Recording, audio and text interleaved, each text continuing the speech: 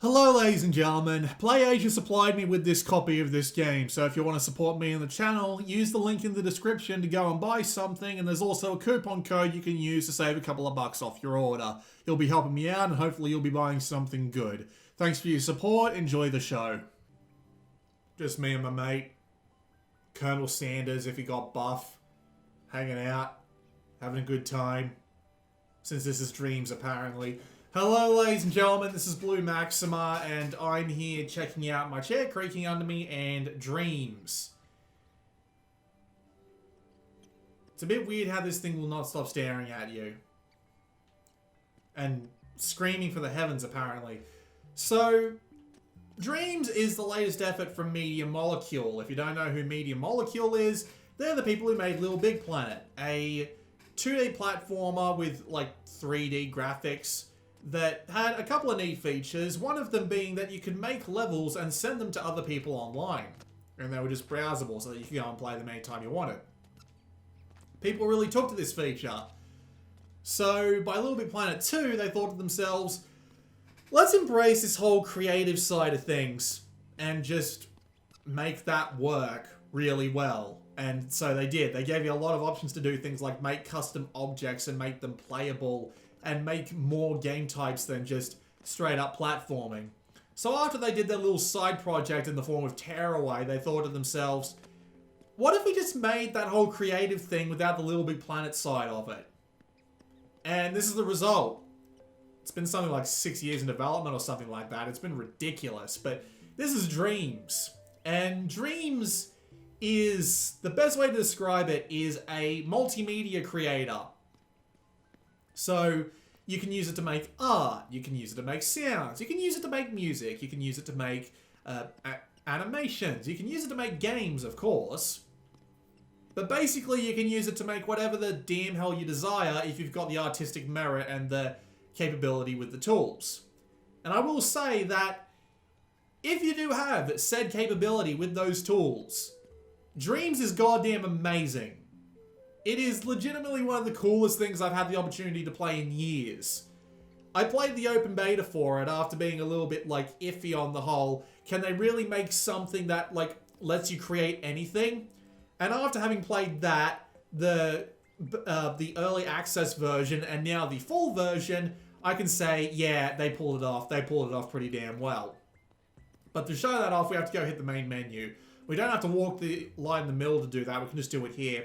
Notably, it's not usually just like this white void with this imp staring at you normally. You can't actually edit this to a point, but it's not something that I bother to do because it's actually quite limited out here, and you'll be spending most of your time doing other stuff like this anyway. So, we'll just ignore that for now, and we will go and check out everything. I will point out that, yes, you do have to use your imp for most of the navigation. It's very useful, especially the motion sensing. It's actually really accurate. It does eventually like go off center to the point where it's a bit weird, but you can always just hold options to restore it back to where it was. So you've got a what's new thing that lets you see who you're following and what they're doing and stuff people have sent to you. You've also got what's new for things like updates to the game and a bunch of new stuff they added along the usual set of lines. You've got your own profile, including the ability to customize your imp, which they can actually give you a bunch of random ones if you want, but I got this grey guy with the sunglasses. He looks cool, so I'm fine with him. We can just stick with him. It also keeps track of what you're doing, and every time you level up, it gives you a thing saying, hey, this is what you like to do the most, which is kind of neat. You've also got imp quests, which you can use to get special imps and level up, and things like other rewards as well, like the simple building kit, but we don't really need to worry too much about that right now. There's a fair few of those quests. You've also got the usual set of user profile stuff, what they've been up to. You can write them a comment, you can see their aura, and you can even go to their home space if they've actually bothered to build anything up. It's a trophy to go and visit the person that you're following from the beginning's home space, by the way. You've also got the community jam. Every couple of weeks, they give you a new theme. You can go make it. You might get voted on and voted as the top player. You can see all the different results going on here as well, and all the different themes that they've picked up over time, because this has actually been out for several months at this point.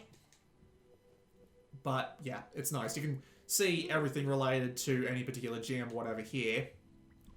Need some water, sorry. This is the 4th take of this video that I've taken. I'm going to need it.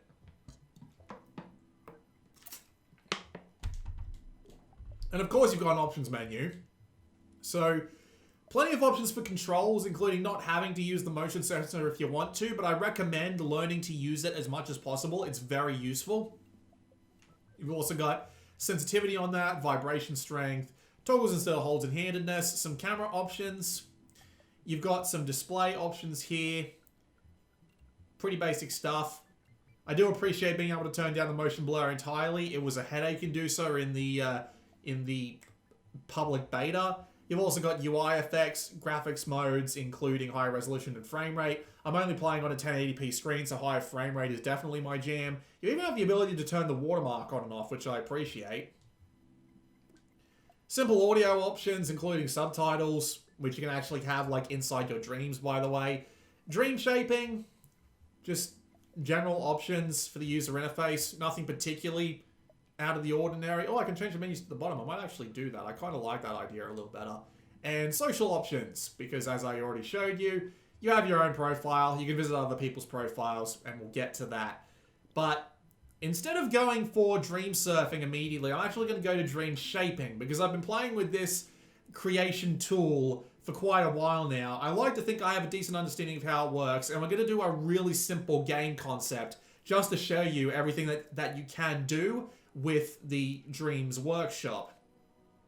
So in dream shaping, you've got a few things, including your own creations. That's just one save. I've been playing around with a few other saves, but this is the only one I actually bothered to hit save on. The ability to start creating something new. You've got recommended objects, all sorts of things that you can go scroll through later, but we'll come back to that later because I think it's way more impressive to do something else, which I'll show off shortly.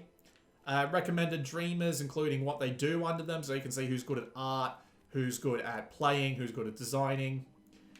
Creations you're following, as I said before, you're following one creator to start with, and they give you all of this stuff here, which is nice. It's even got things like stuff from the beta, which is really cool. The fact that this just all works.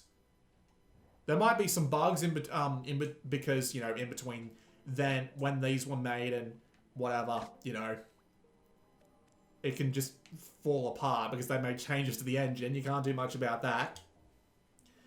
And you've also got the tutorials. Now, the tutorials are the one thing about this game so far that I don't really like. Now, the actual tutorials are fine. Like, they're actually pretty damn good sets of tutorials when they're in the right order. The problem is they're not in the right order.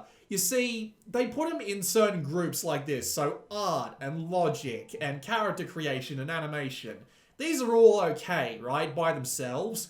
But some tutorials assume that you've played a tutorial in a completely different section. So you end up, if you are like me and end up missing keyframes and timelines, you end up learning everything you need to know about keyframes and timelines from every other tutorial because you just completely and utterly missed it. You just completely skipped over that tutorial without even meaning to. It's just like, oh, you should have done this tutorial already. And I'm like, huh? I didn't actually see that in like the order of stuff that I'm doing it in. So that can be kind of weird. There just isn't like one particular setup. They've also got other different kinds of tutorials like how-to videos and masterclasses, which are kind of neat, but they don't have the same level of interactivity as the regular tutorials do. The regular tutorials are step-by-step. They have videos showing you every step of the way, and they basically have to make you show what you've learned, excuse me, in order to actually get through the tutorial challenges. So the actual tutorials are great. How they're presented, not so much. I'd really appreciate a better way around that. But for now, we're just going to go and start fresh. So you've got a few options of things here, and let me explain how these work. So an element or a scene. So an element is anything from a 3D model to a 2D piece of art to an effect to a sound effect to a soundtrack to a entire like gigantic 3D sculpture, right? It can be any of these things, and these all can go into either collections, which are just collections of things like, you know, 3D models, 2D art, soundtracks, what have you. You can tell that I'm doing a visual theme because my imp's flying around the screen. Or you can put them into scenes. And scenes are basically levels or screens of a game. So think of them like a title screen, an options screen, individual levels, and then maybe an ending cutscene, right? That's what scenes are. Those are all individual scenes. And then you can put them all into dreams. And dreams are either linear or like multi-directional kinds of experiences where you can chain from one dream, one scene to the next, or you can like chain scenes in between each other like a web of stuff that you can just go visit and see. So you can make dreams out of pretty much anything. You can make a linear set of levels. You can make a gigantic explorable adventure. There are ways to carry like variables across from one scene to another so you can detect whether or not you've picked up like an object or what have you. Stuff like that, right? It's all really well done. And basically the entirety of the single player campaign they give you with Dreams, which is Art's Dream, is one like massive dream that goes for like 3 hours, and you can do exactly the same thing because after having played around with the tools that they've given you here, I can definitely say that if you're good enough with them, you can recreate the entirety of Art's Dream from scratch. That is just something you can do, and it is really cool. But for the time being, we're going to go and just make a new element or scene. And this is what it looks like, just to start off with. One big flat piece of, well, it's not even rock, it's just a big flat square. And it's just all here. I'm going to get rid of that floor. I don't like the floor. Where's the floor? Can I get rid of the floor? Where's the floor? Damn it. It's meant to be somewhere in the bloody view stuff, but it's not. Anyway. So the imp is... I admit he's a little bit weird to control, but once you get used to him, he actually becomes really smooth. Also, learn how to use the motion sensor. It's very useful. So... you have a set of controls here. Left stick moves you on a flat plane relative to the 3D world. You can rotate your view using the right analog stick, and you can move around like that. You can also hold R1 to do a grab can, which lets you orbit around an object to make sure that something is in the right place or what have you. I'm just going to remove the tools from now. You can also use L1 to strafe. So instead of moving on a flat plane in a 3D world, it moves you on like a plane relative to your screen. Like imagine moving up, down, left, right on your screen like a bug. That's how that does it. You can also use X to select, triangle to delete, square to open up your tools menu. There's tons of controls, by the way, but thankfully they've got this nice little prompt here that tells you everything you need to know if you need it, which is quite nice. You can also use some new controls like L1 and R2 to clone objects if you need to. You can use left and right on the D-pad to undo and redo everything that you have done, which is very useful. I highly recommend getting used to that. But for now, we're just going to use our tools and start doing stuff. What kind of stuff? I don't fucking know yet. Because, man, I had some real bad luck trying to get it right the first time. But we'll see if we can get it right this time, huh? First thing I want to do is I want to move this up and away from the ground, though. Just so we get a little bit more vertical clearance. So, if we hit the square button... we have access to all our tools down here, including being able to rewind time and start time. Most of the time, those aren't useful, but sometimes they are, especially once you've played a level and then you want to go back into edit mode and edit it up, because you don't want certain objects to be remembered to be starting in a place. So when you hit L3, it'll rewind everything back to where it was before you went into play mode. Very useful stuff. So, again, hit square, and here is our list of stuff. This is everything we can use to modify the world. And trust me, despite the fact that there's only like 6 things on that menu there, it's going to get a lot more interesting later on. But the coolest thing about this entire thing, right? The coolest thing about Dreams just in general is you have the ability to not only search for certain objects, but you can select them and immediately put them down in your scene. So you can just rip objects directly from someone else's thing that they've put online and stick them straight in here, and they work. And especially in certain cases, like for example, it wouldn't be impressive if I just put down like a sign or something, but that chick that chick is actually a playable character, and we can hop in and test it right away. This is the coolest thing imaginable. Now, I know some other, like, creation utilities, a la Unreal and Unity, have the ability to, like, import assets and all that. But to have it accessible like this, just straight away, without so much as a how do you do, is fucking sick. And I absolutely adore it.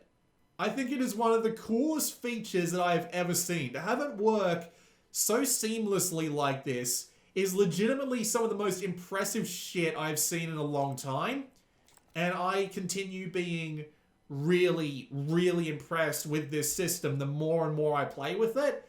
And it even applies to things like dreams as well. Like, going into other people's dreams in the Dreamiverse loads so fucking fast. You don't even have a time to take a sip of water before the dream starts. It's extremely impressive how they managed to pull this off. And I love it, because not only does it encourage, like, being able to immediately start doing stuff with dreams, because you can just go and import other people's stuff, but it encourages people to share. You can encourage people to share their assets, make custom characters, make custom objects, make soundtracks, make basically anything you want, right? And they can just do it. It works. It's legitimately some of the coolest shit. And I'm not even kidding. It's like one of the coolest goddamn things I've ever seen in a video game in general. Just being able to share everything so freely. It's awesome. But before I go on about that anymore, we've got more tools to look over. So we can't just like import stuff and then just have it work. We obviously need to do some more work with it. We have some options here, like being able to open tweak menus, hide stuff, freeze stuff. You know, nothing... Whoops. Undo that. Redo that. There we go. But yeah, you've got some basic tools here. And one of the neat things about this UI, if you hold over the menu for a second or two, and you can tweak this in the options menu, you can see all of, you can see exactly what that's meant to do. So if you forget what something does, or if you don't know what something does,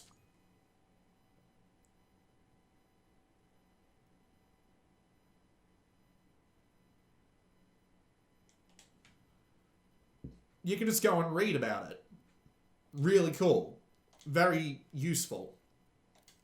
So, the majority of actually crafting a world is here in the modes tab, for the most part.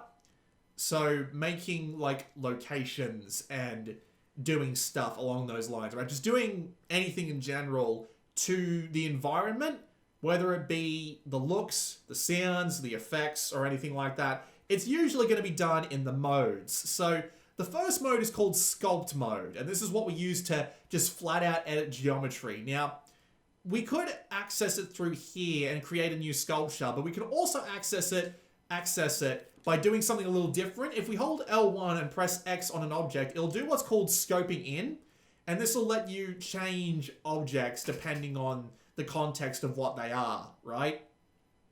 So I've scoped in on the default starter block that they've given us. And now I can use the default starter block to do, well, now I can modify the default starter block. So we have a series of basic objects we can add, for example, right? So here's some basic cubes.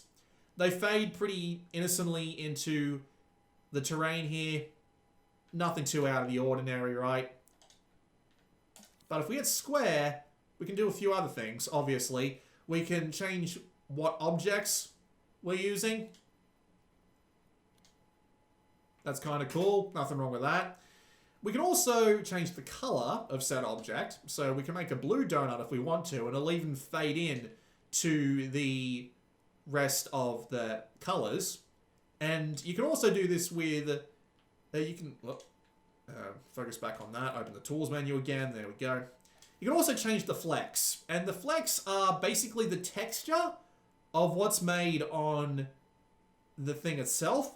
This doesn't make too much difference while you're out here, but it might be useful to someone looking for, you know, a very specific kind of effect. And we can use these effects to our advantage, and I will explain how that works shortly.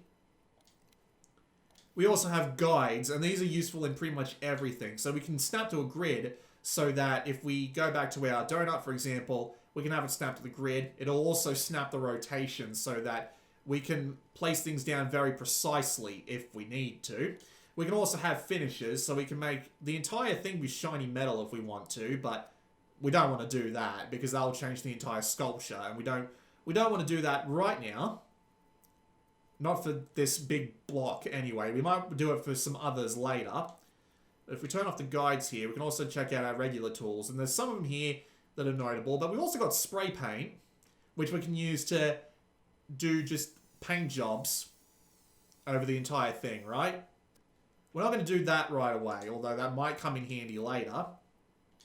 We also have looseness, which is a bizarre tool. I don't understand exactly how it works in this context, but trust me, there's another context that it comes up in. Let's just go back into sculpt mode. But there is also something else we can do. So over on the right here, we can hide everything else, which is nice if you don't want to focus on a bunch of other stuff going on. We can start a new sculpture, or we can edit shape. Now this is where things get interesting. So,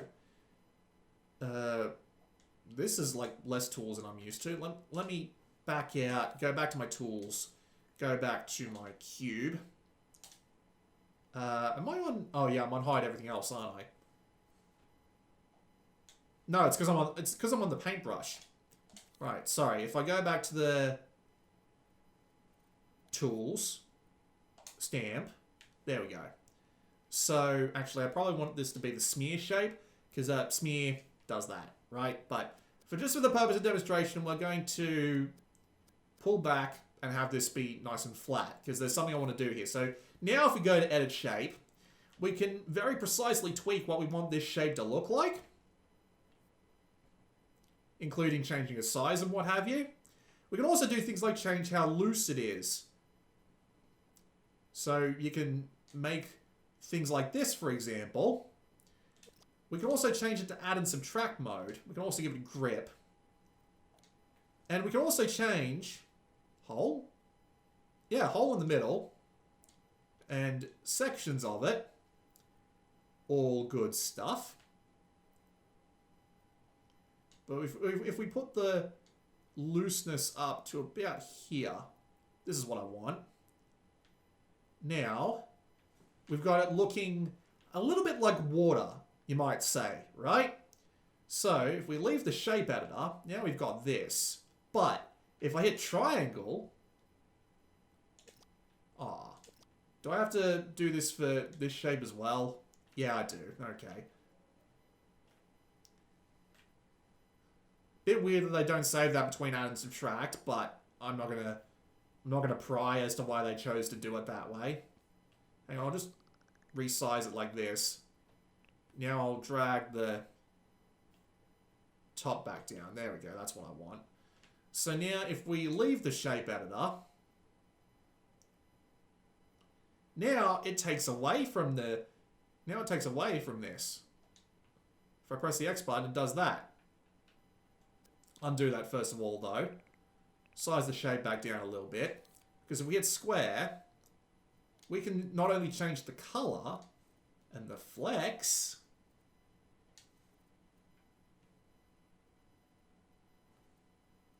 there's something else here too. No, that's not what I wanted. No, we do that part later. We do the part I'm thinking of later. Right, so size this back up a bit. We probably want to change the color as well. We probably want to make it a lighter blue with a waxy finish.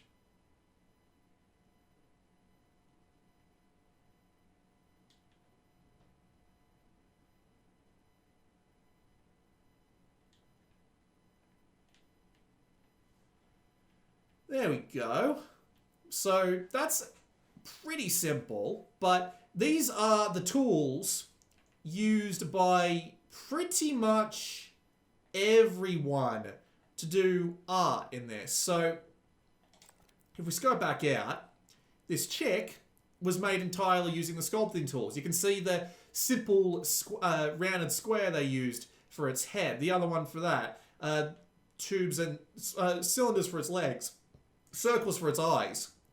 And using that combination of abilities, you can sculpt pretty much anything. And I'll be showing you some art later on in this video. But right now, we're going to be making something a little bit different. We're actually going to be making a game.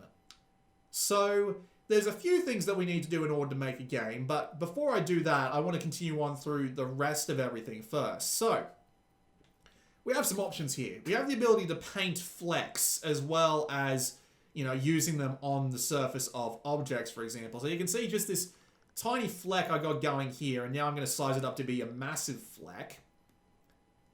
So we hit X, and now we've painted this fleck. And you can also do the same thing with flecks as you can do with the surfaces of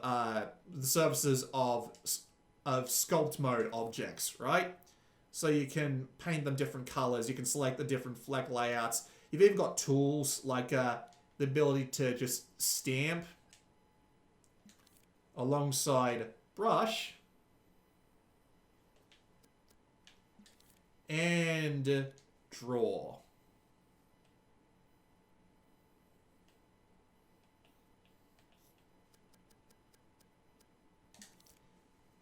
You've also got the ability to rule.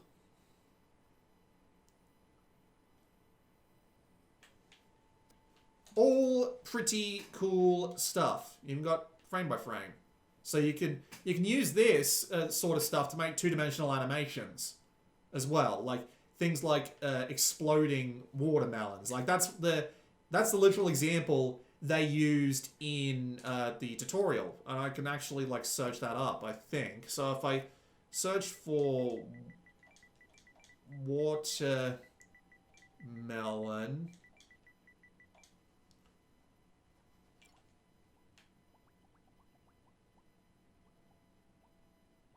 Oh, never mind. It isn't actually here in the search. Well, you use it in a tutorial at least. I'm surprised I don't let you use it out in the real world. But, yeah, you can use it to make two-dimensional effects as well if you like.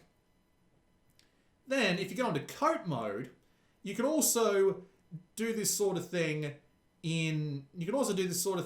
for individual surfaces as well. So we can actually apply a slightly darker hue to this if we want to.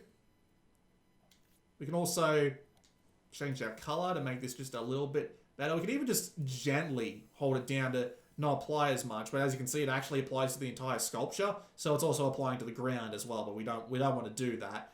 But you can do that. You can also do finishes, so we can just, if we just do this nice and gently, there we go, see? Makes it just that little bit darker. Now, this is all cool stuff, of course. Back out of that tool. But we also have style mode, which lets us fiddle around with certain surfaces in a way.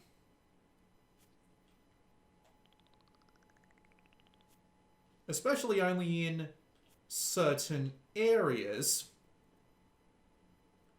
So, right, hang on. I think in order to actually make this work, I'm going to need to make a new sculpture. However, this should be pretty easy to do, just for the purpose of demonstration. So we just edit the shape, bring it down to about like that. No, hang on. There we are. Stretch it out. Whoa, Nelly. Undo. Oh, I've done something all right. Let's focus out of that. Go back into sculpt mode, and we'll try this again. Edit the shape.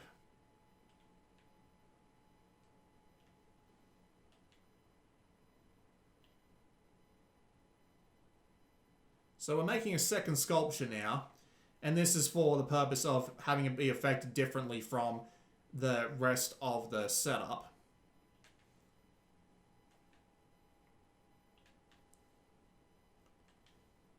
So we exit the tool now. Turn on grid snap.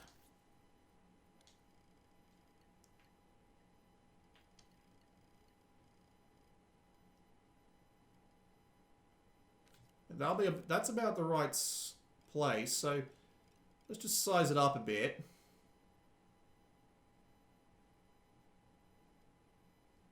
Put the grid snap down a little bit so we can get it just right. Stamp. Okay. Exit the tool. Now, if we go back to our style mode, we can change how the flecks work on... Hang on. Put that back down to the overall brush. There we go. Now we should be able to do it to this. Yep, change how the style works. Ruffle it about a bit. Maybe loosen it up a little. And if we pull back, exit tool, paint with expressive flecks of a blue color.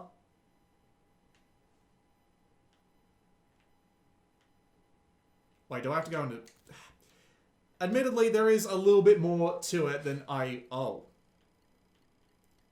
Oh dear. What have we done with this? What the hell have we done with this?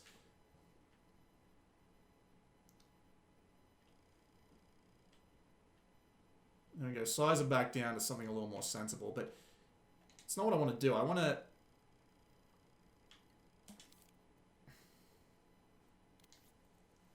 change the flex on this, basically.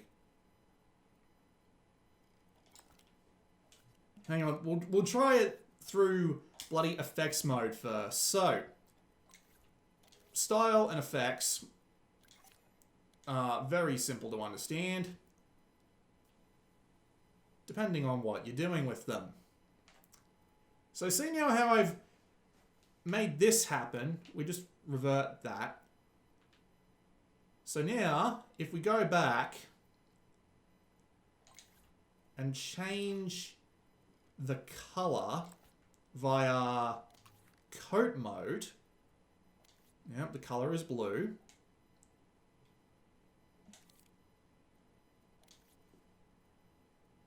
Hue, apply. No, hang on, 10. There we go. Now it's blue. And if we hit R3 to play the effect, we have waves. That's what effects do, children. I've actually managed to show something off properly. So we can actually, if we apply more waves, we can make it more intense for our poor little bird buddy, but I don't think we want that. I think this level of waving is more than enough.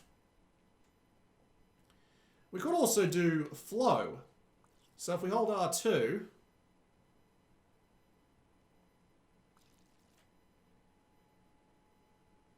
there we go. See, look at that. It's just like a little bit of water. This is what the tutorial teaches you to do, by the way, so I'm kind of just talking out of my ass. But you can also have an add subtract mode as well, so we can actually take flow away, which is nice. But I think we'll just add, we'll add it back on. There we go. Now it looks like a big flowing bit of water. So using these effects like this, you can create a lot of different things. There is a ton of different ways to play around with these effects to give you a bit more of a control over your scene. We can even do other things to it too, like let's apply some looseness.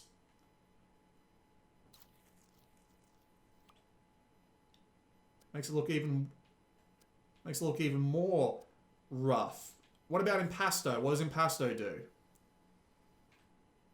Makes the waves even more intense. Just all these little effects that you can do in order to... All these little effects that you can do to play around with the way scenes are displayed gives you an absolute ton of options. And we haven't even gone into the sound mode yet. So you've got your options here, including being able to pick up things like music snap and import instruments and all that. But instead of showing you just how to do all that, we're just going to import something. So we can actually search for entire music tracks. Wrong thing, hang on. Search music clips. We can search for entirely new soundtracks. Water Temple, OATS OST, all be in the Shaperverse. But yeah, if we select that, we can actually bring this into our scene now.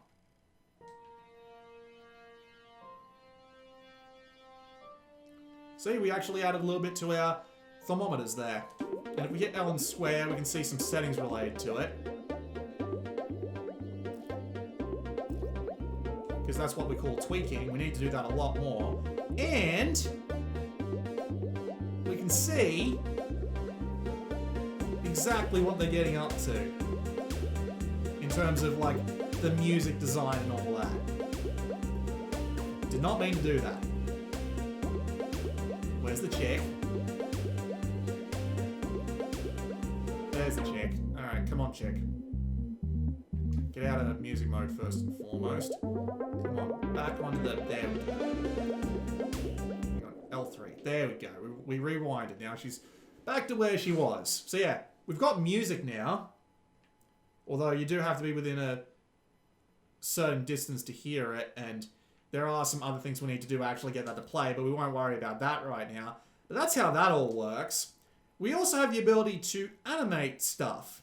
So, in a weird way, in a really weird way, they've given you some really cool tools to actually animate stuff. So, let me demonstrate.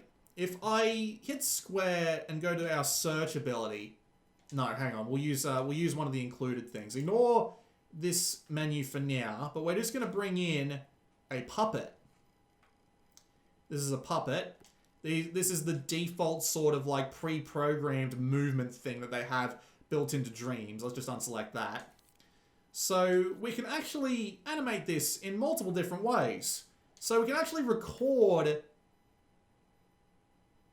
this thing's abilities.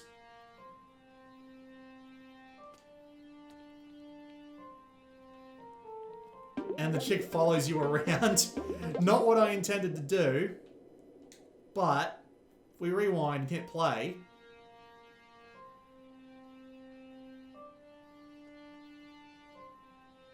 the possessed object will actually follow the animation. You can also do this with relatively simple objects as well. So if we were to bring back another dummy,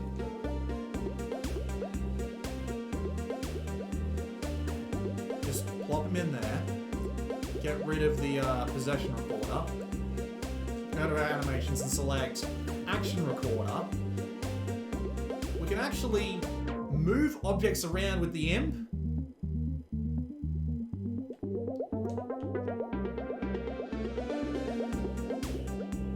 And have that play out in the level as well.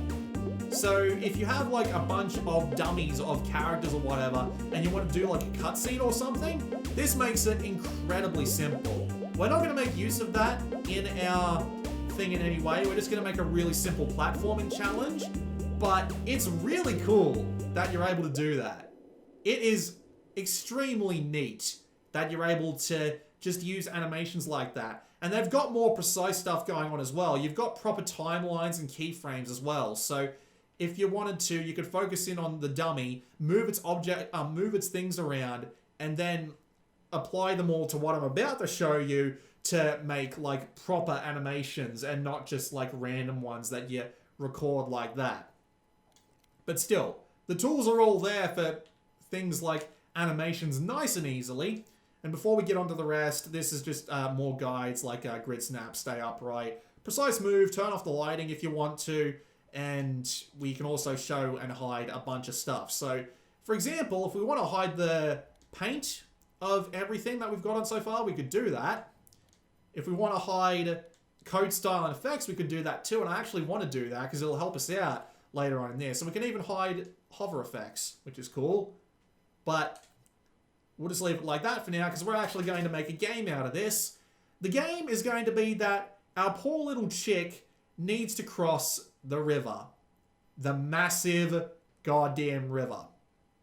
Now, what we want to do is we want to code in some simple logic that will help the chick realize, or help the game realize that the player has failed in their task to get the chick across the river, because we know we can control the chick, and reset the scene if that does happen. So we have our gadgets down here, and I will show off the rest of these gadgets, or at least how some of them work, shortly, but for now we're just going to focus on the absolute basics, because Dreams has its own sort of programming system, which is really awesome. So all of these green things here are sensors, and these sensors will detect whenever something happens and then pass along a signal saying, hey, something just happened. And we're going to make use of that. So this is a trigger zone. It's the simplest of sensors. It's the first one they teach you to use, and it lets out a simple zone. This zone can be used to detect anything. So if we hold L1 and square, we'll bring up what's called its tweak menu, and this has all the options related to this thing. And we can have a look around at what this does. This is different for literally everything, so don't get too attached to one particular UI. But it does it for basically everything. We can set it to detect tags, which we can apply to objects using said surface snap. We can use things like scene elements, labels. It can even detect things like cameras, which is pretty cool. It's got all sorts of little options. Now, the thing that we need to pay the most attention to is these things on the left and the right. Now, left will let you read a value, right will let you export a value, and these are usually exported as, the game calls them, as signals. And signals can do anything from sending along data to powering certain things, and powering is what we're going to be doing. So, just so we get this right the first time, we're going to use a cube zone. We're going to have it be as wide and as long as we can. I'm just going to make sure that's got everything. We're close. Thankfully, these can go well beyond the bounds of their left and right stuff. Now, we want to go back to the, here and just gently make sure, whoops, use the up and down keys here just to make sure that it's going to be okay.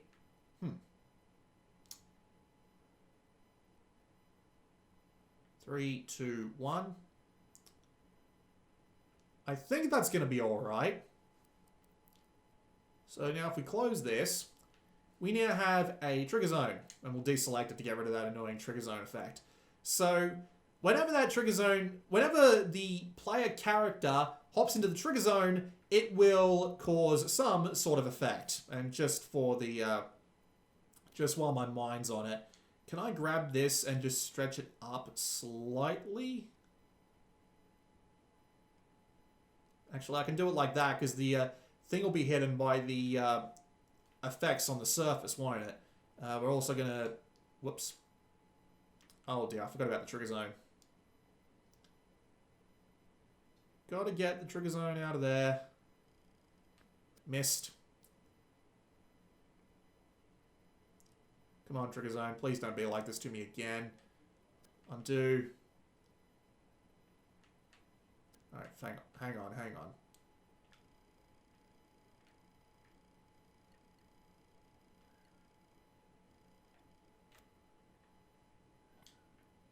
Oh. Yeah, it looks like it'll work fine. As soon as the chick falls into the water, it should be detected. Right, okay, so when that trigger zone goes off by the chick falling into it, it sends out a signal alongside this little thing here. However, it doesn't actually do anything. So what we're going to do is we're actually going to pull out another gadget that will reset the entire scene. There are harder ways of doing this. Like if we go to the moves and output, for example, if you see over here, we've got destroyers, we've also got health, and we can also have like other code later on, but I'll explain that more in depth when we get into it. But we need to use the global setting gadget, set it down next to this, cancel the stamp, and bring up its tweak menu. Now we've got a bunch of things coming in here on the left, and on the second page we also have something similar. One is reset the scene. So send a signal to this input to reload the entire scene. And we can click on this wire and move it to this wire. And then close this. And now we can see that there's a wire connecting the two. Detected and reset scene. So it'll send a signal along the wire and it should reset the scene. So if we hit the start button and hit play, go into play mode, jump in, and it puts us right back where we started. Awesome. So obviously we're not going to be able to get across this on our own. We're going to need something to help us out. So we're going to need to search up a new object. So let's search up something that will be useful. Let's say a lily pad.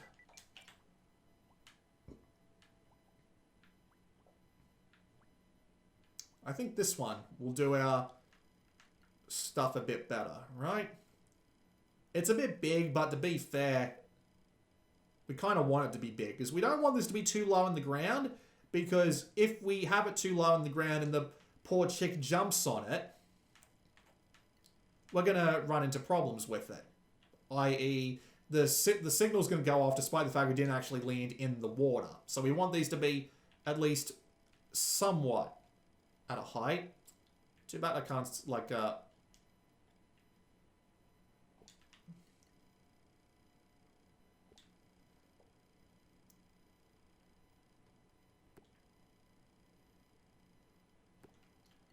Okay, so now we've got some lily pads dotted across the scene. Let's hit play and see if we can actually get to them. 2. Nope, that one's a bit low. Easy enough to solve, I suppose. There we go. We don't need to worry about it being perfectly in line with the ground as long as it's in line enough so that they won't be able to see through the effect. That will generally be enough. So let's try that again.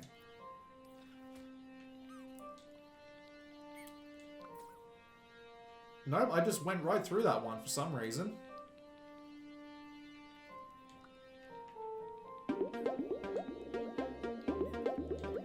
Oh, I see. It's because I'm landing right on the edge. Interesting. But we we almost made it. Oh dear. Hang on, let's just zip over to this one and expand its size a little bit. We could also drop the size on this one and then copy it out so that they need to stop strafing for a moment, please.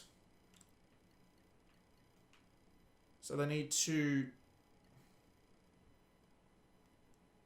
jump across these smaller lily pads in order to actually get to the last big lily pad.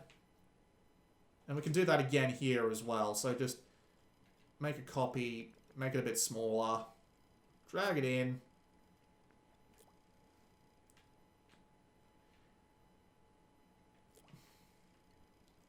There, stop strafing.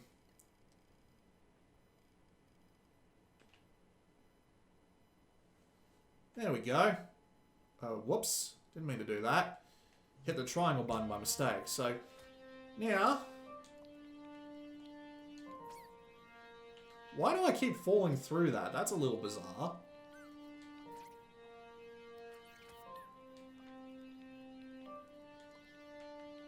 Alright, it's because when I make impact, I sink into the lily pad slightly, and that's enough to do me in on the trigger zone sensor. Yay, I made it.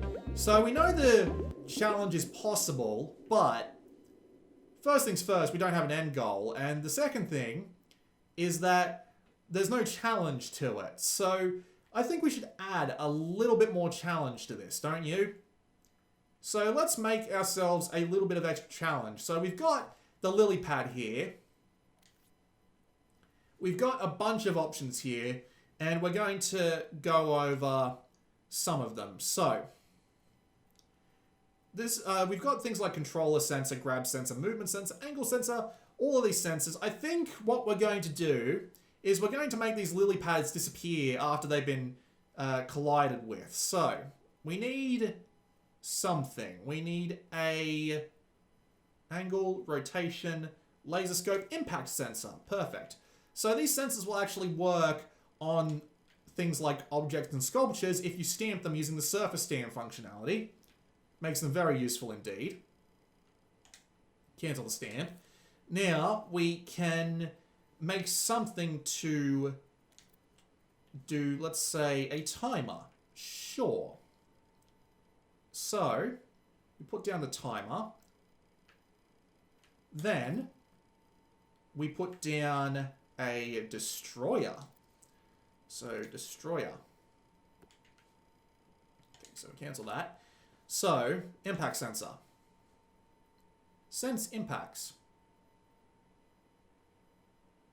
This is automatically applied when the gadget is service snapped to the object. So, alright, so we'll say touching, and I'm assuming, yeah, detect labels, friend, foe, scenery, object, machine. Yeah, it doesn't matter. We've only got one thing that'll be making contact with it, but you could easily make it, like, not contact with friend, for example. So if we hit square, now, we'll do bumps. We'll make it start the timer. If we hit L1 and square, we can change the timer. So we'll make the target time, we'll say 2 seconds, just to keep the player on their toes. So yeah, timer time will be count up, start, reset, timer output, and timer finished. So timer finished, we'll hook that up to the destroyer. So when you hit it on the impact sensor, the timer will start, and when the timer finishes, the destroyer activates, and the destroyer will take out the lily pad in its entirety. At least that's the theory. Let's test out our logic. 1, 2.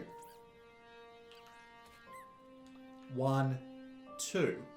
Gone. Okay. First thing I'm going to do, when we go back to edit mode, rewind, is we're going to move this up just a bit more. There we go. Now, we've got all this code here, but copying and pasting all 3 of it over to another lily pad would be a bit of a pain in the ass. They've actually provided for us on this particular one. So we'll just contract this menu, and we'll use what's called a microchip. A microchip is basically just a giant, cancel the stamp. It's basically just a giant window that you can put any code you want into. So if we move the impact sensor, the timer, and the destroyer all onto this chip and close it up, and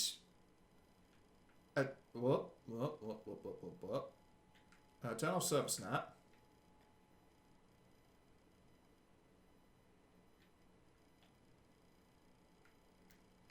And we'll put it out here. Why won't it let me surface snap it? I don't understand. Alright, so if we surface snap it right here, now this microchip has the exact same code as the previous one, but now it's in just one thing. So if we go into play mode and jump onto this again, there it goes. So now it's just one little chip that we can clone with L1 and R2 onto the surface of every lily pad.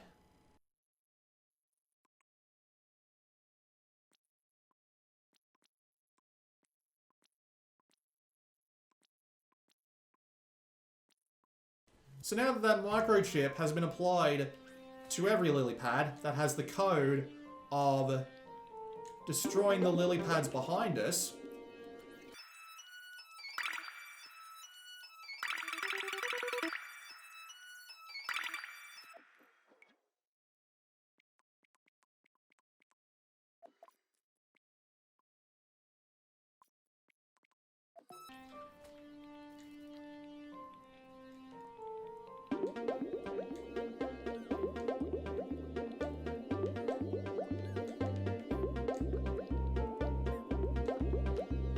and they're all gone behind us except for the one that I didn't land on. Cool.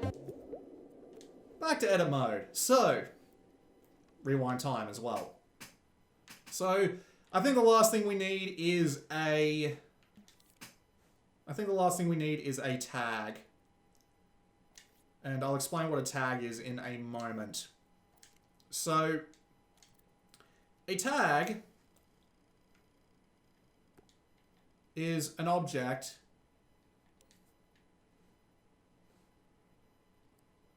No, hang on, I don't actually know how to use the system yet. But we can tag objects in certain ways. Like, if we zoom into this chick, we can actually see the code that's powering it as well, which is a nice touch. And we can see this level complete tag, so it looks for level complete.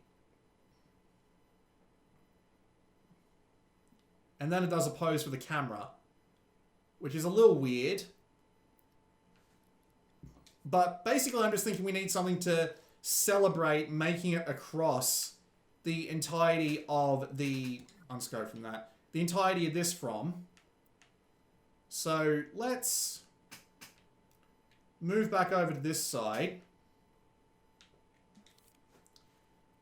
So we can put down another trigger zone. Cancel the stamp. L1 and square. Make the zone a little bit smaller so that the player doesn't really activate it until they're on the platform.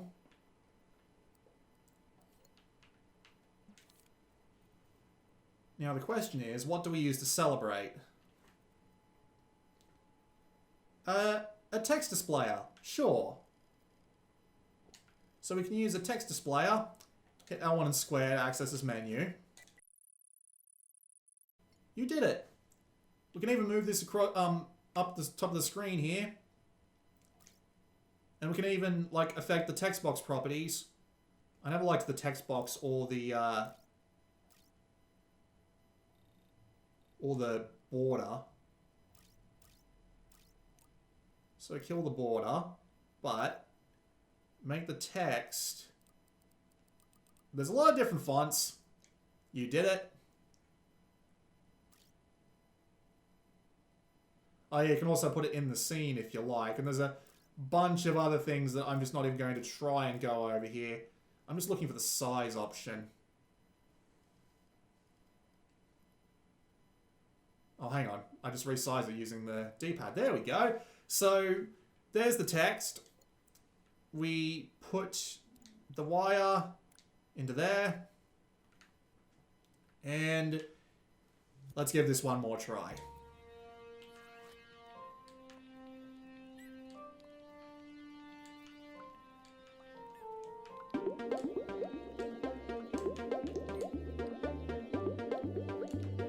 Yay! I made a really simple game in something like an hour. We're literally about to hit an hour on the recording, so it's more like 50 minutes. But yeah, Raging River, lily pads that disappear behind you. You could probably do something a little more clever with them, like make them sink into the floor, but yeah. That's how simple it is to make something in Dreams. And I used resources from 2 different people, including Media Molecule themselves, and I did all the coding by myself on a controller. So, there's a bunch of other stuff I didn't go over. We'll go over it quickly just to say just to say that I did. You've got things like counters that you can use to count up or down, different gates for your logic, being able to do a selector so that you can cycle through different options like a main menu, just as an example. Signal manipulators, a clock, a calculator, splitters that'll let you split more complicated signals up to get more things out of them. You can have individual variables that you can swap back and forth between things. I already showed you all the different sensors. So you got things like movers, gyroscopes, following, rotating, look at rotator, rocket rotator, teleports, force applier. I liked using force applier to, like, you know, it's like a gust of wind, and that's exactly what it is. Emitter, so that lets you do things like shoot bullets. Destroyer, we've already seen. Health managers, on-screen text, even a controller rumbler, which is a nice touch. You can have checkpoints, prize bubbles that you can give to people to give them, like, resources. Doorways that you can use to go through, you know, to other dreams. Auto guide, I'm not entirely sure what that does. What does that do?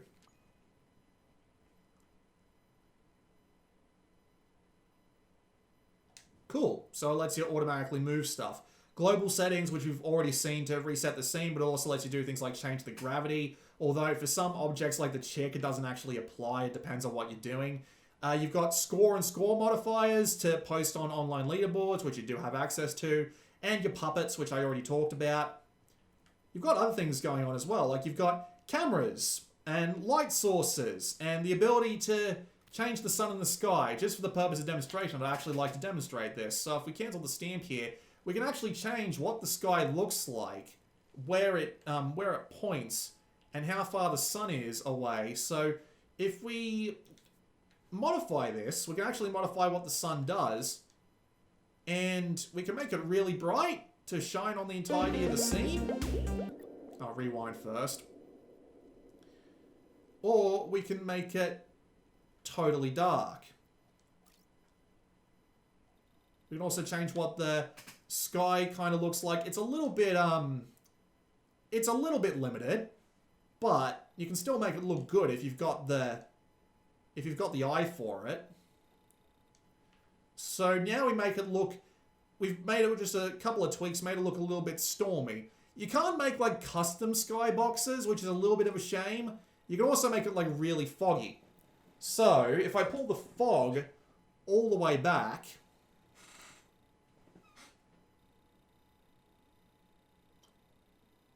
drag it out to about, no, hang on, let's try about 50 meters, 45, 50 meters. And now let's hit play.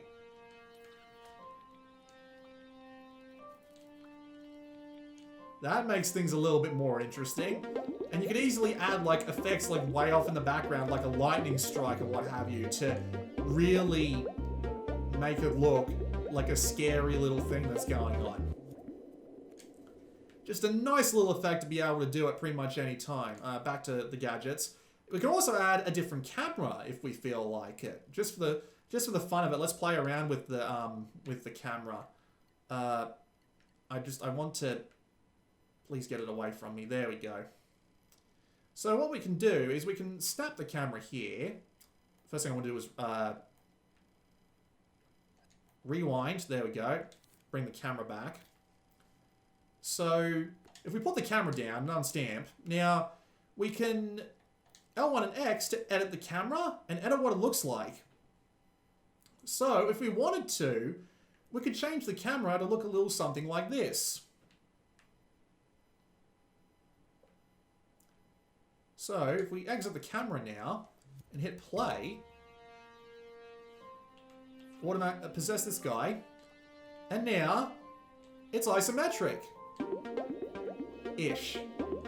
And we've gone out of the viewpoint of the camera, so it obviously can't see us anymore. But let's go back, edit the camera. Where is it? Oh wait, rewind. There we go, zip over. L1 and X. Whoop, no, hang on. It's L1 and square for the tweak menu. So we should be able to follow it, right? There should be an option here to follow.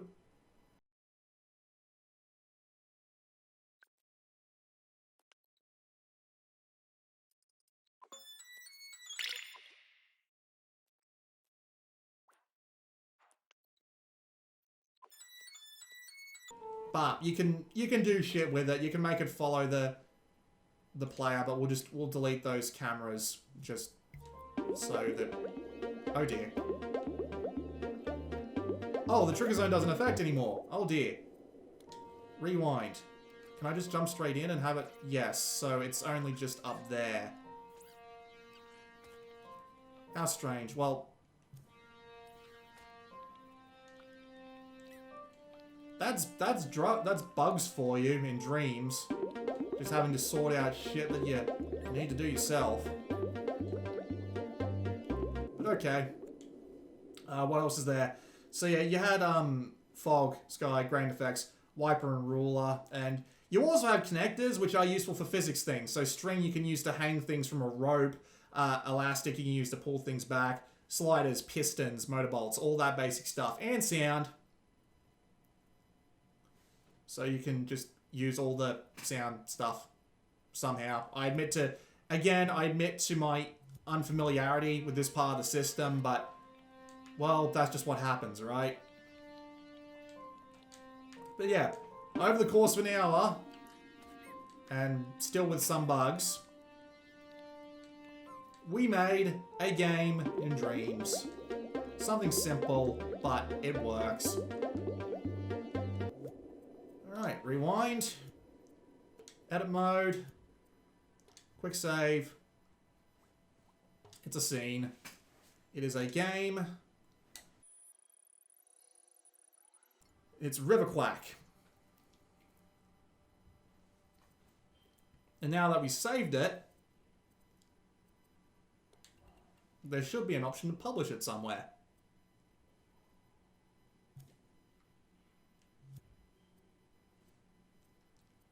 So if we exit creation, view the cover, and there's the option to publish it.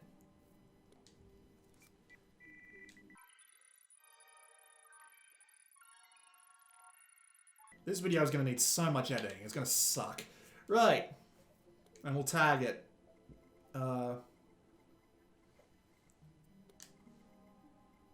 Platform. Single player. I'll do it. River Quack. We can even scroll across and see all of the stuff that we used in there as part of the genealogy.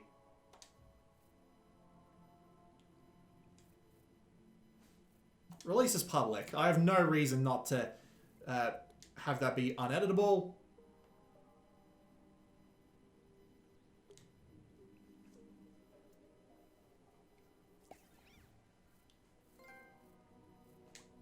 Yay! We actually made something and put it up on the internet. It's that easy.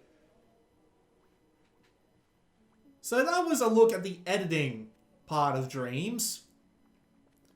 You want to see the rest?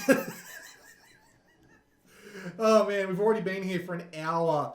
It's probably going to be less for you guys because we're going to edit down like the boring bits. But man, this is a thing. So if we pull back here, we can go to Dream Surfing now. What level am I? I imagine I'm like 15 now. We'll just skip this. 14! And I still like to play. Despite the fact I just spent all that time making that game. But yeah, anyway. Here we are in Dream Surfing. And this is all of the community. This is all of the community made stuff. So we've got things like Pick of the Week. We've got Recently Streamed. We've got Community Jams. We've got the winners. And we've got even the first annual Impy Awards, which is what Media Molecule has said is some of the best stuff on Dreams so far. I'm not entirely sure what the rules were or anything like that, but, well, that's what they did. And you've got plenty of options for things to do. You can search, and by which you can search a lot of things. And one of the best options is that you've got the ability to auto-surf, which means you can say, like, everything, trending, and then you can auto-surf and play a random selection of everything that's been picked out here. And that's cool. That's cool as shit being able to do that. And you can also do it for all these individual categories as well. So pick up and play.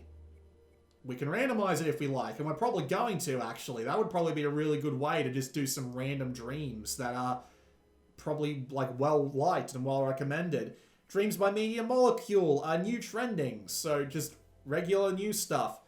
Media Molecule picks forever popular in community jams. New recommendations for you, because it detects what you've been playing and throws it in for you. Game, audio, visual, and showcase, which is usually just like audio, visual, but presented real fancy. Hall of Fame for stuff that's completely new. I wonder if I'd even seen mine here.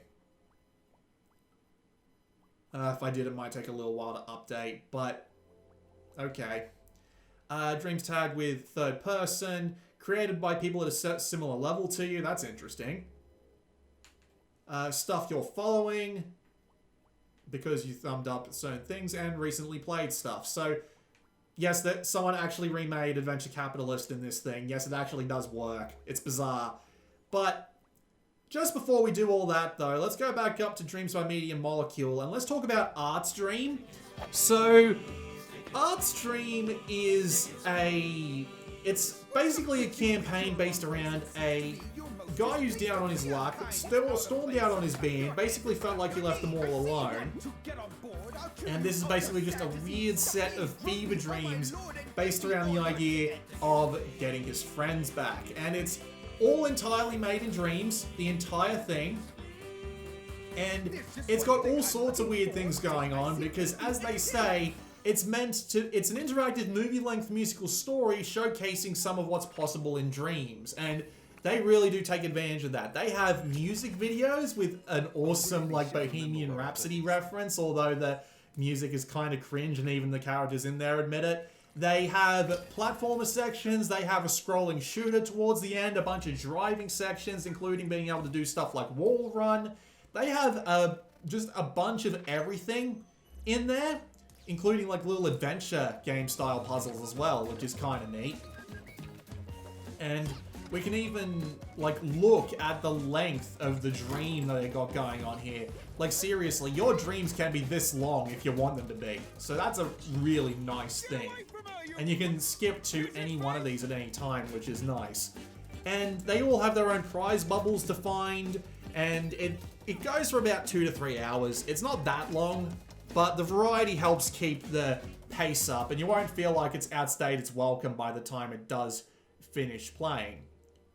However, I would not recommend buying Dreams entirely for Art's Dream, because again, the absolute majority of the content you're going to be playing is user-created content. I think we should just hit randomize and just go for a while. And we're immediately into our first dream. Ruckus, just another natural disaster. It even tells you what it is down the bottom left, which is nice. You're on a time limit. Destroy as much as you can. Okay. So let's see what they've done. See? Scene change. And you barely even notice it. The load times are fantastic. Look at this guy's camera work. This guy's got some really good camera work. He even swarmed in and...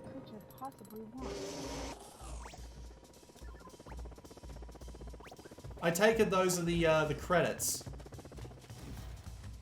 And okay, here are the buttons. Attack, pick up, throw and eat. R3 for a horizontal. Whoa, hey. R1 plus L3. This is so cool.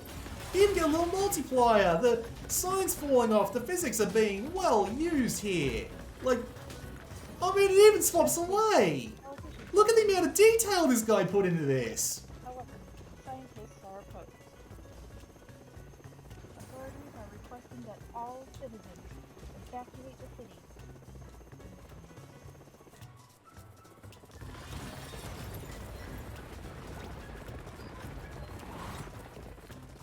So it was,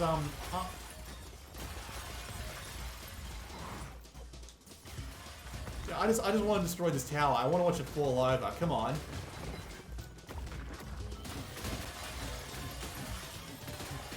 Ah.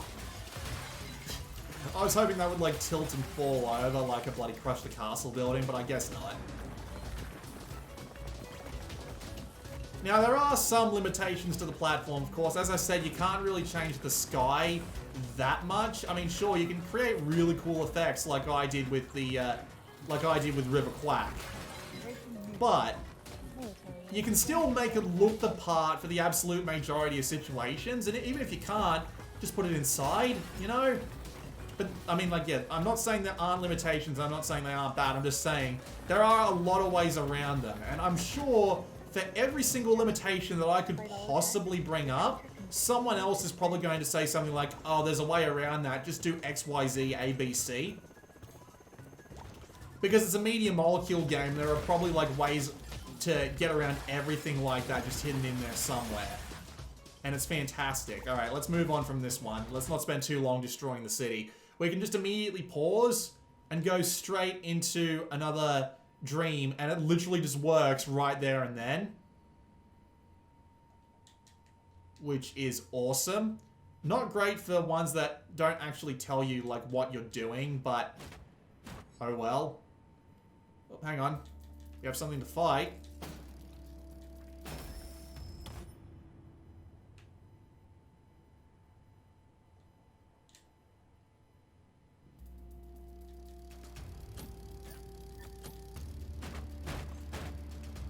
What does that say? It says to press X, but maybe they just didn't code that properly or something. I saw text there for like a split second, but... Oh, hello. Oh, that's my health meter on the right, okay. There we go, jacking the box down. Nice, just little isometric camera. The puppet is very clearly different. The puppet is very clearly different, so someone's made an effort to make this puppet for this game in particular.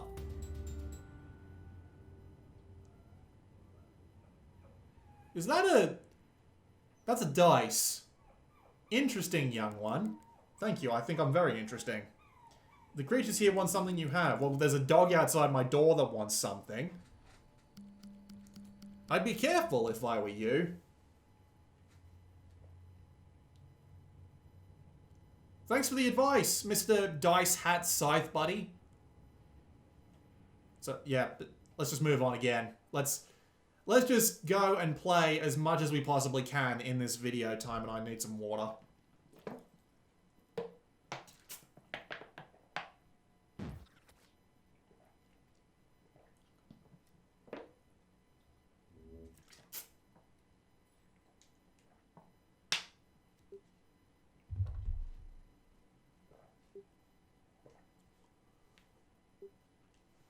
So if we hit start, can we... Oh, we can't view it from here. Okay, that's a shame.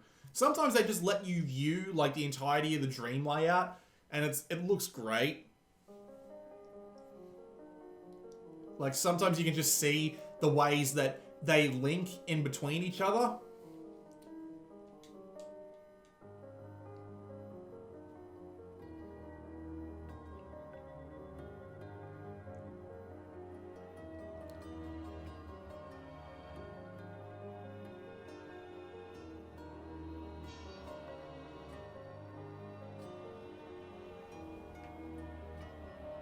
Man, look at that.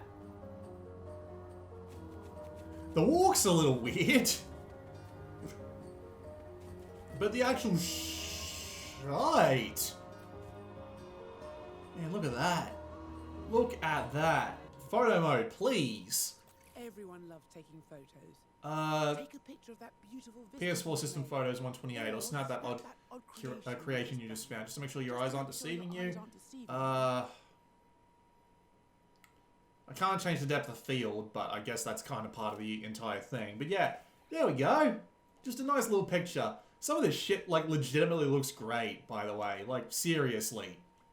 When I say this thing was meant for art, I meant it. Save locally and online, why not?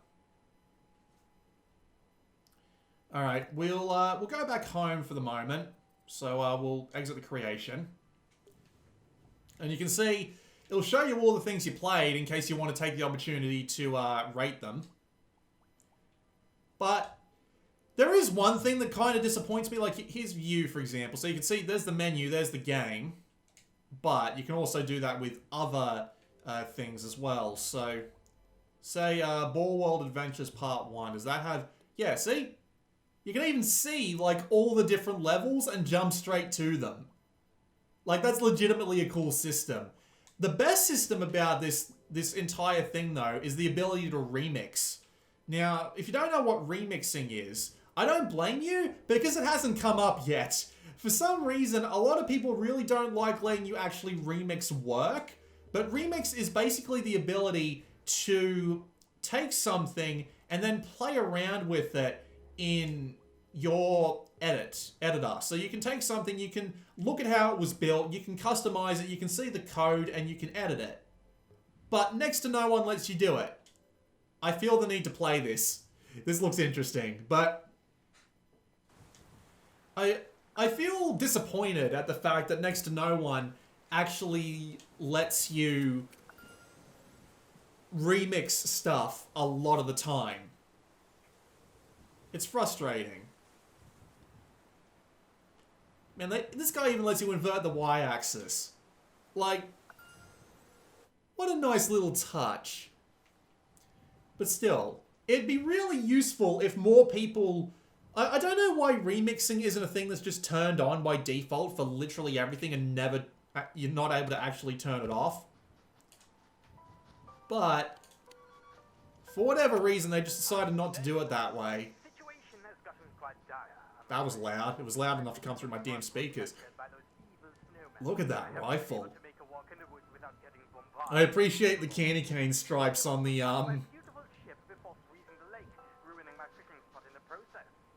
I appreciate the candy cane stripes on the magazines. So yeah, this can do first-person shooters. It's actually pretty simple, as long as you get the model right. And the... oh my god, it's even got aim down sights. You can even change the sensitivity. What the hell? This guy did some real shit. Not one of the alive ones, I promise.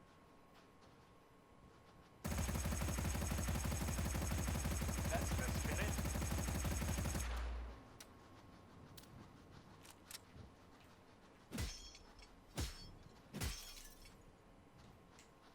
There they are. Blast those cursed snowmen. Yeah, that's so cool. I'd love to know how he made this gun. I really would, but... you can't remix this, so I can't look into the code and see what he made his gun from, what chips and logic he used, what the model was, how he modeled the model in the sculpt mode, how he did any of that, but he just won't let me. And that's the one big disappointment I have with this creator mode. So much potential, but you have the ability to just turn it off, which I'm not really a fan of, I gotta admit. Let's go to audio visual for a little bit. So we've got music, audio visual, short, music. Just show me some art. Hang on, we'll go back, we'll search for filters? Tags.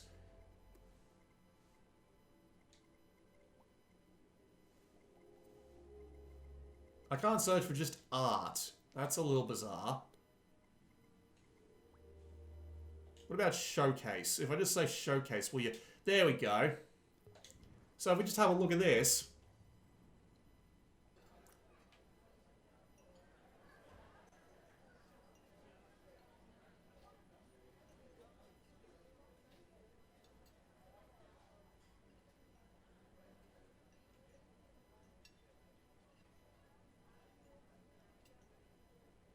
Just how awesome is that? And we can even change the camera. So this is like, this is full on 3D rendered. And look, free camera. So we can even go and have a look around at all the tiny details. Whoops, hang on. So we can even go and have a look at the texture work and even what's behind them, and just... that's amazing work. This is all, like, properly modeled and everything. How long did this goddamn take? How much time would you have to put into making something look this impressive on something like Dreams? I'd love to know how much of the graphics thermometer this takes up, but I can't remix it, so I can't see it. And there's all sorts of things like this. Like, look, there's even more food. I already ate today, so I'm not that hungry, but I mean, just look at this. Look at the stupid amount of detail. It's... God almighty. Really didn't cook those fries very well, I'm telling you. But man...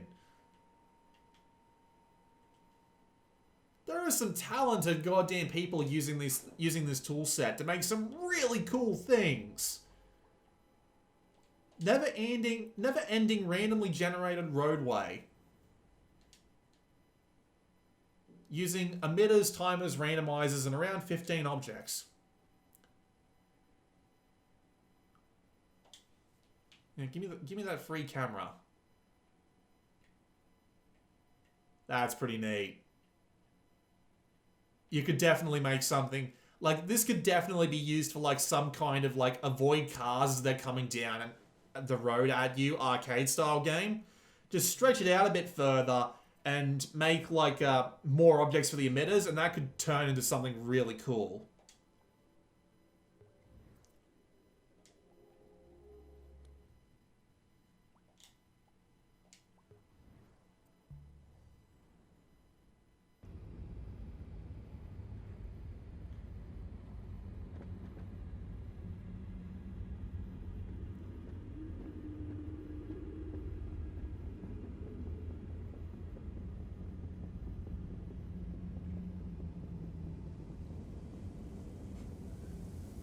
I don't even need to see the rest of this. I just know by looking down there that whoever that was made that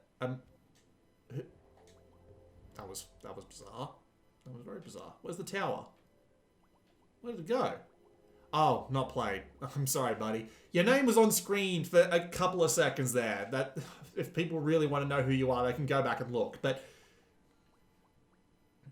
it's an incredibly impressive set of tools. That's the long and the short of it, really. That's what I've spent an hour and a half on this video to do, and I've already lost like another hour and a half on failed takes, and I've spent like 2.5 days just fiddling around trying to learn the basics, and I feel like I'm barely scratching the surface, but it's all really impressive. The tools are really well done. Yeah, we'd have to pull in like actual objects from that we've previously made in order to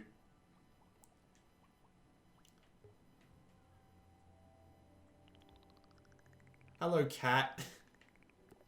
What? Just put a giant cat there. Like, why not? And it only took 1% of the thermometer, so yeah, you can just, if you want to spend all your time making weird little sculptures to put up in your home space, you can. If you want to spend your time making animations that have full-on, like, speech and audio, because you can import, like, real-world audio. Like, I saw, someone remade the intro to Star Wars with in-game models, and they recorded all the audio directly from the movie. So you can record, like, full-on proper audio straight into this to make, like, a proper music with, like, lyrics and stuff. If you want to just make, like, weird little animations that have nothing to do with anything and have them be, like, 3 hours long if you want to, you can do that. If you want to just stick in a bunch of things, like, I want to play a bunch of science fiction games that... Hang on. I want to play a bunch of science fiction games that I haven't played before and are trending or have been updated since I last played Dreams. You can do that. And that is really damn cool. The tutorials kind of suck in just the way that they're presented, and I really wish more people would share what they've been up to, but if those are the only problems that Dreams has, it's absolutely goddamn incredible.